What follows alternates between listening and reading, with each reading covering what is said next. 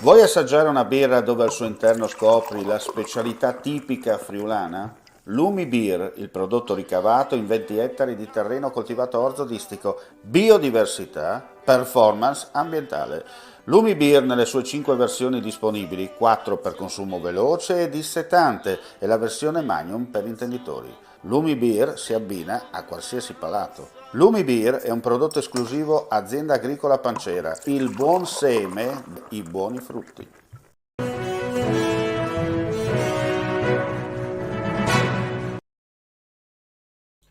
Un cordiale saluto gentili amici e amiche, ben ritrovati a questa prima edizione odierna del nostro live informativo. Apriamo subito con la cronaca, anche per aggiornare, no? Vi abbiamo già dato purtroppo in apertura questa mattina nella nostra pagina Facebook di Friuli TV del tragico incidente mortale che è avvenuto verso le 6 lungo la strada regionale Udine 10 a Farla di Maiano.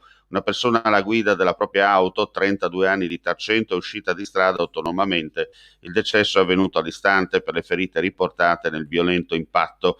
L'allarme è stato lanciato da un passante. Sul posto è giunta l'equipe medica dell'elisoccorso, il personale in ambulanza, carabinieri e vigili del fuoco di San Daniele del Friuli e Gemona.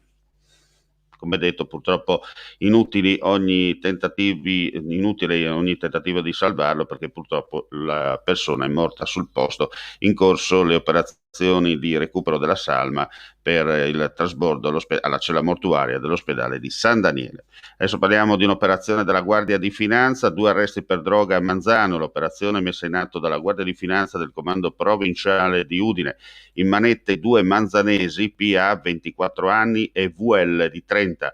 Quest'ultimo già noto alle forze dell'ordine per precedenti reati. All'interno delle rispettive abitazioni sequestrati 250 grammi di droga in polvere e 406 pastiglie di ecstasy. Entrambi, dopo le pratiche di rito, sono stati tradotti al carcere di Udine a disposizione dell'autorità giudiziaria. Il questore di Pordenone, Marco Odorisio, ha collocato al centro di permanenza per il rimpatrio di Brindisi un pakistano di 25 anni a causa della sua pericolosità sociale. L'uomo, giunto in Italia nel settembre 2019, richiedente asilo per protezione internazionale presso la questura di Cosenza, da alcuni mesi stazionava in città e si era reso protagonista di numerosi episodi negativi. Spesso, sorpreso in stato di ubriachezza, era stato denunciato anche per i reati di furto aggravato, porto abusivo d'arma e resistenza a lesioni a pubblico ufficiale. Il questore ha ottenuto dal Servizio Immigrazione del Dipartimento della Pubblica Sicurezza l'assegnazione di un posto al CPR di Brindisi, dove l'uomo è stato accompagnato e scortato dagli agenti su un aereo partito da Ronchi dei Legionari. Il richiedente asilo è in attesa della decisione sulla sua seconda domanda di riconoscimento di protezione internazionale da parte della competente commissione territoriale con sede a Crotone. Andiamo a chiudere con lo sport. Enzo Cainero ha visto lontano, riconoscendo le potenzialità della nostra terra e dei nostri giovani. Ha sempre avuto il grande merito e le capacità di portare avanti e realizzare ogni progetto che ha preso in mano. Grazie alla sua lungimiranza e alla sua intuizione, le nostre comunità hanno ricevuto un'importante spinta economica e morale.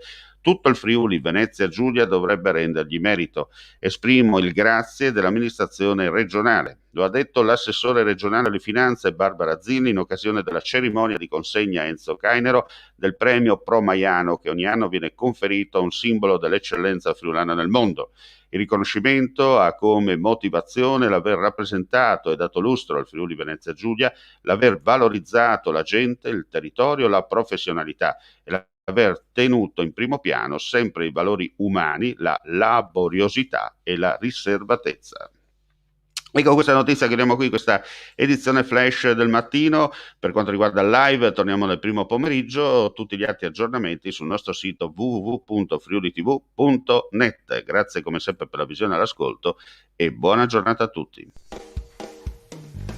Ehi, dico a te, vuoi un apparecchio acustico a costo zero? Acustica Friulana, via Visinale 16, Muzzana del Turniano, Udine. Telefono 334 27 67 731. Test dell'udito direttamente a domicilio, semplice e veloce. Pagamenti su misura. Non aspettare di non sentire. Campagna di prevenzione dei problemi uditivi. Acustica Friulana. Test dell'udito direttamente a domicilio, semplice e veloce. Un'occasione da non perdere.